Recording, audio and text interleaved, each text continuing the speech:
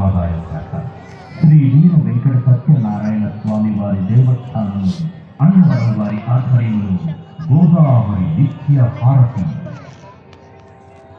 గౌతమీ ముని తపస్ఫలితం గంగాధరుని వరామృతం గోకర్ణిక స్థల జననం గోదావరిగా నిత్య ప్రవాహం. ఓ సూర్యోదయ సమయాన గోదావరిలో స్నానమాచరించి ఆ గోదావరి తల్లిని స్మరించుకుంటున్నారు ఓ గురువు గారు.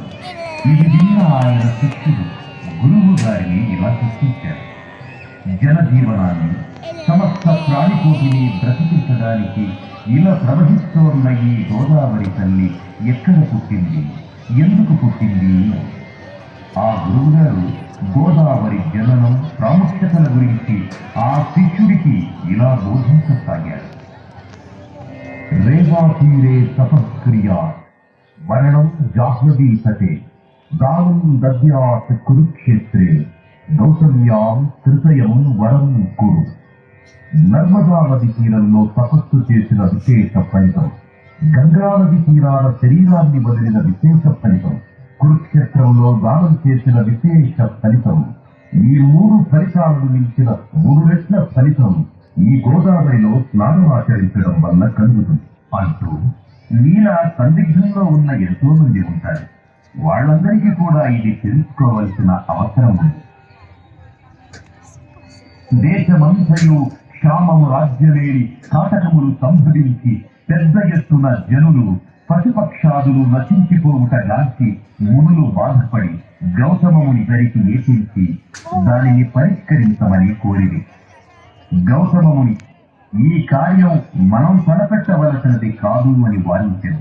అందుకు బాధపడిన మునులు ఏదైనా ఉపాయము చేయి గౌతమముని వలనే ఈ కార్యమును సాధించవలనని తలచి వారి తపోబలము చేత ఒక క్షణాయువైన గోదా అను మాయాగోగులు సృష్టించి దాని గౌతమముని ఆశ్రమ వాస్తవ్యంలో ప్రవేశపెట్టి అది గాంచిన గౌతమముని ఒక చిన్న గర్భచే దానిని అదిలించగా తక్షణమే అది మరణించినది.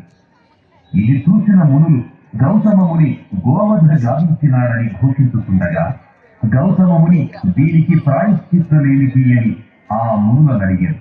అంతటా మునులు శివుని జటాజూతమునందు బంధించియున్న గంగను ప్రార్థించి తెచ్చి ఆధారముగా ఈ గోవును బ్రతికించవచ్చును అని ఉపాయం చెప్పింది.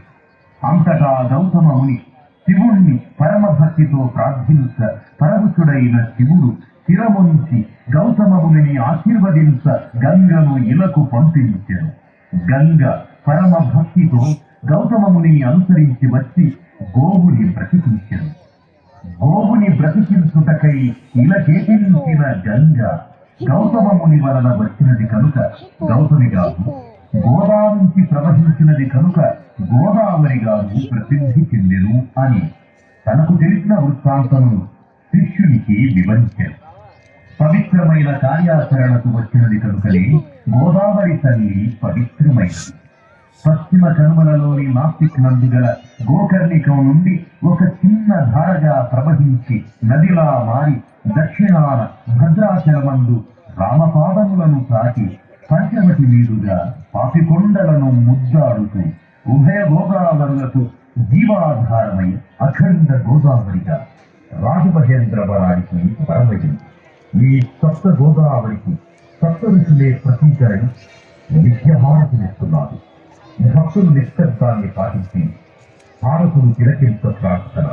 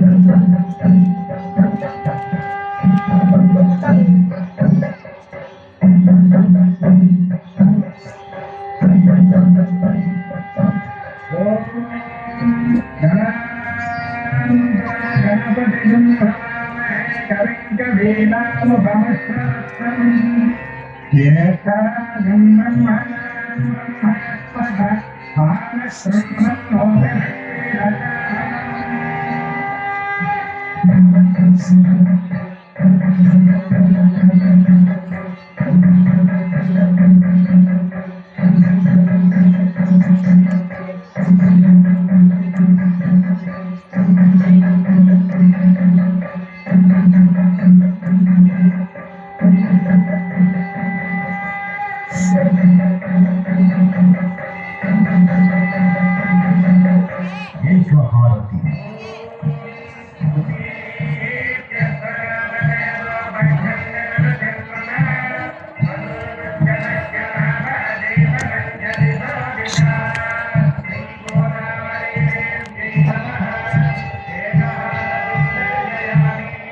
పరమేశ్వరుడు పరం జ్యోతి స్వరూపుడొక చేత ఈ ఏకహారతిని దర్శించుకోవడం వల్ల పరమేశ్వరుని అనుగ్రహం పొంది అజ్ఞానం నశించి జ్ఞానం ప్రకాశించి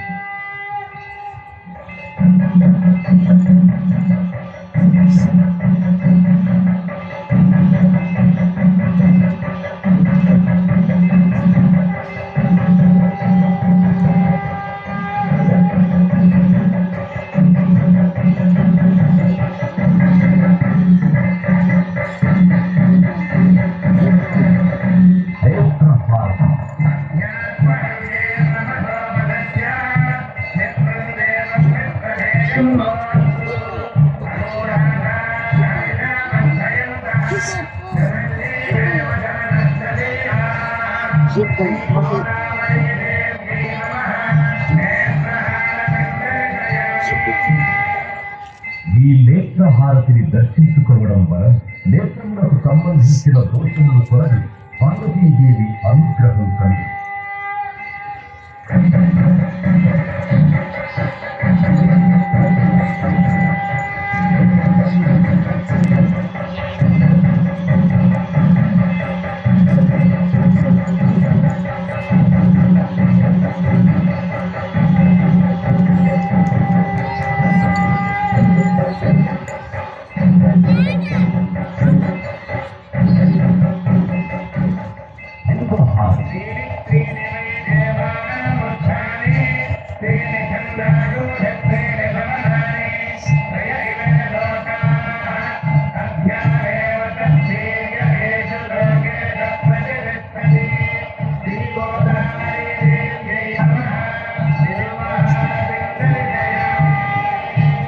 బిల్వపత్రులు పరమేశ్వరుడికి ప్రీతి ఎదుట చేత ఈ బిల్వహారతిని దర్శించుకున్న వల్ల 3 జన్మలలో చేసిన పాపములు తొలగిపోవు.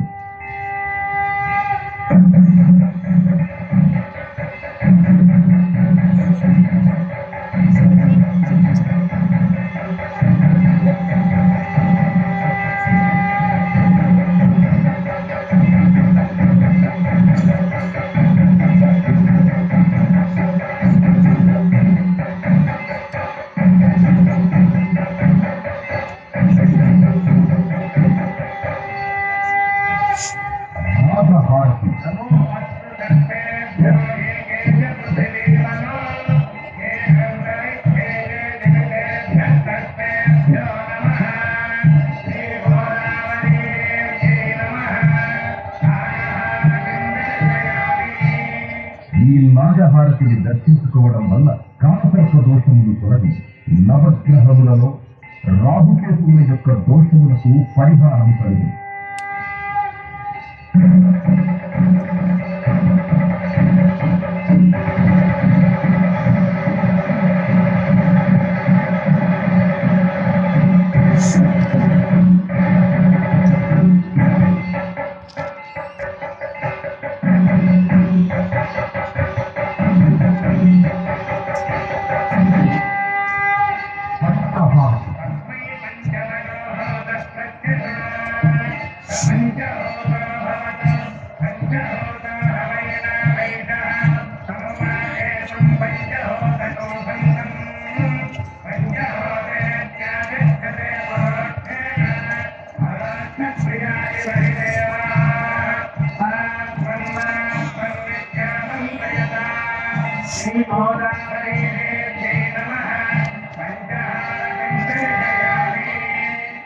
తూర్పున సర్యోజాత ముఖము, దక్షిణమున అఘోర ముఖము, పశ్చిమమున వామదేవ ముఖము, ఉత్తరమున ఈశాన ముఖము, ఊర్ధ్వమున శాంత ముఖము విరాజిల్లుతూ ఉండును. కావున ఈ పంచహారతి దర్శించుకునుట వలన శత్రుబాధలు తొలగి ఆరోగ్యము, మనశ్శాంతి, విజ్ఞానము కలుగు.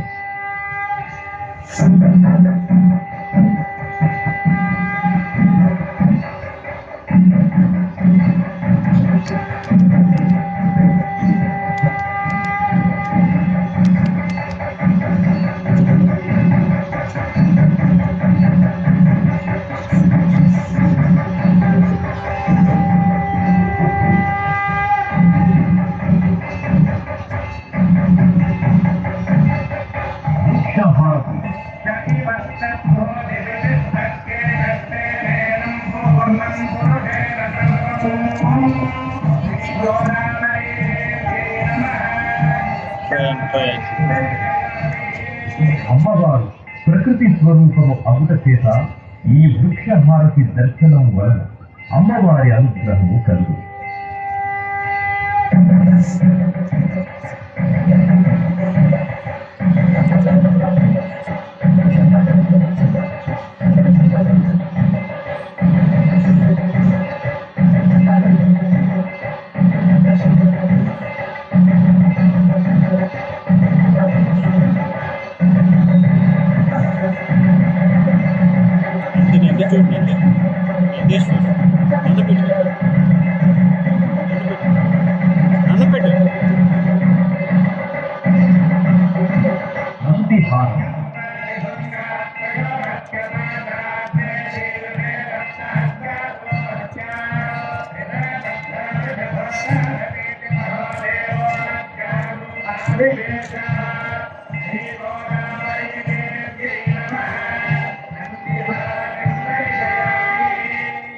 నంది ప్రమథగణములలో ప్రథముడు అవుట చేత ఈ నంది హారతి దర్శించుకోవడం వల్ల పార్వతీ పరమేశ్వరుల అనుగ్రహం కలుగుతుంది.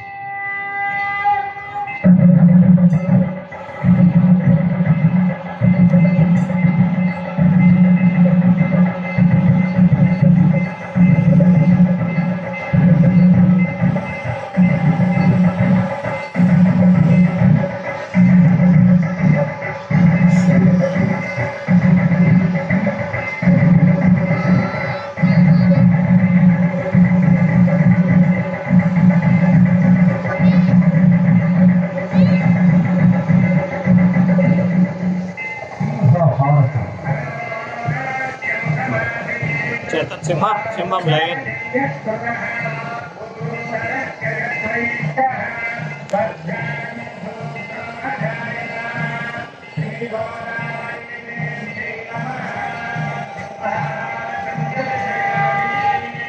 సింహం అమ్మవారి వాహనము అవుట చేత ఈ సింహహారతిని దర్శించుకోవడం వలన మానసిక ఆందోళనలు, భూతప్రేత పిశాచ బాధలు తొలగు.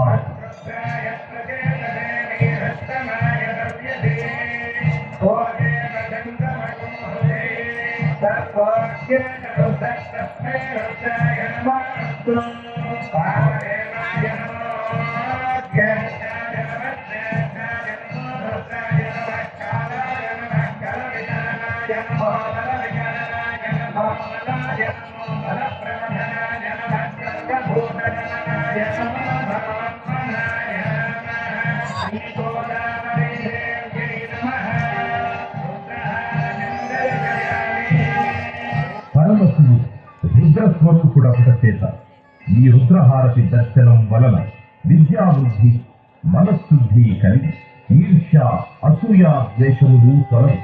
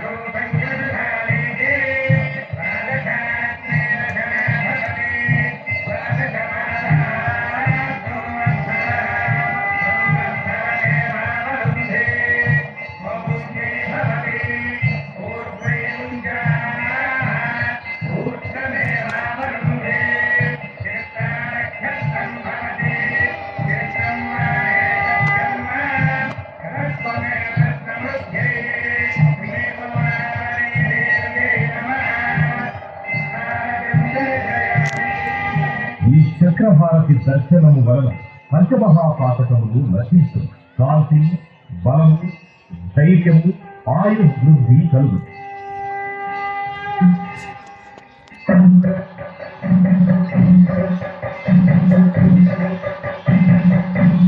కుంభహారతి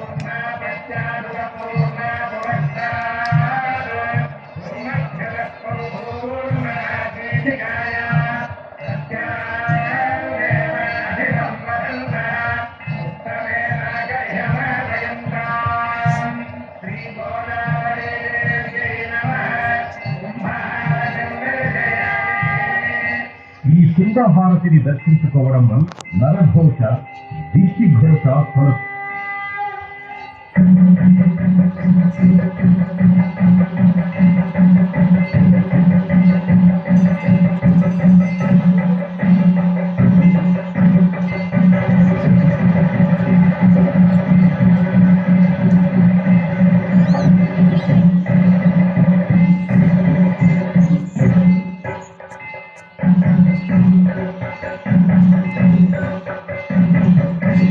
కర్పూరహారతి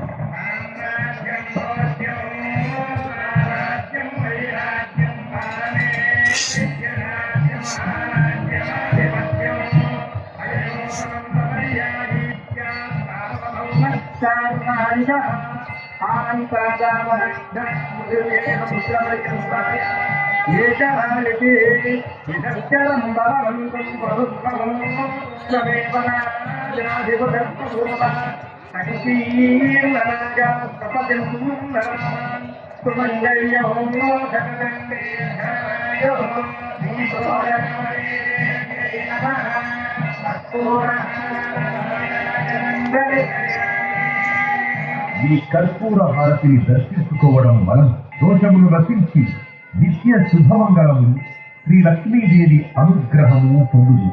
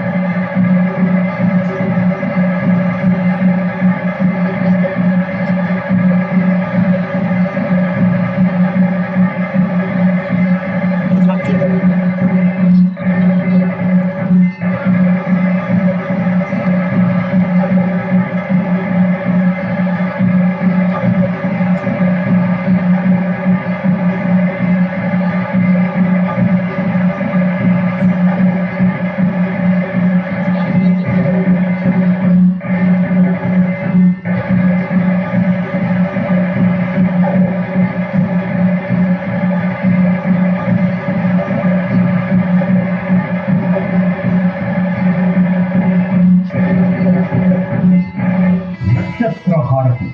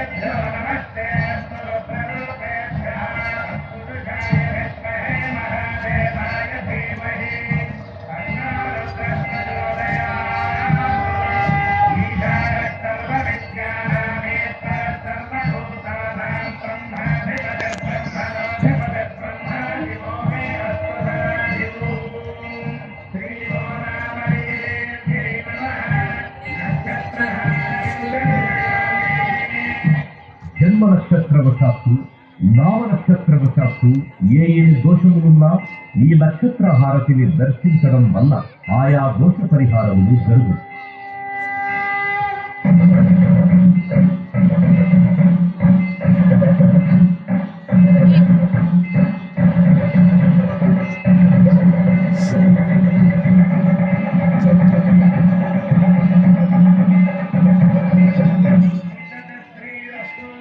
సమస్తమంగళాని భవంతు, నిత్యశ్రీరస్తు, నిత్యమంగళాని భవంతు. విధముగా గోదావరి మాతకు హారతులు సమర్పించుకుంటున్నాం.